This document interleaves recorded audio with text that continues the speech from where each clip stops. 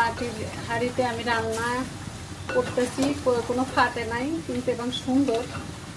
নিয়ম মানছি আর কি। বেটা যেভাবে বলে দিছিল আমাকে, যে দোকানদার লোকটা বলছে যে আপু এইভাবে করবেন, আপনি দেখবেন ফাটবে না, আর যদি নিয়ম না মানেন কিন্তু ঠাস করে ফেটে যাবে। তো আমি সেইভাবেই নিয়ম মেনে আমি হলো মাটির হাঁড়িতে রান্না করতেছি, এবং সুন্দর আছে, মানে ফাটে নাই আর কি, এটাই বললাম। সুন্দর আছে, সুন্দর হয়েছে আর কি।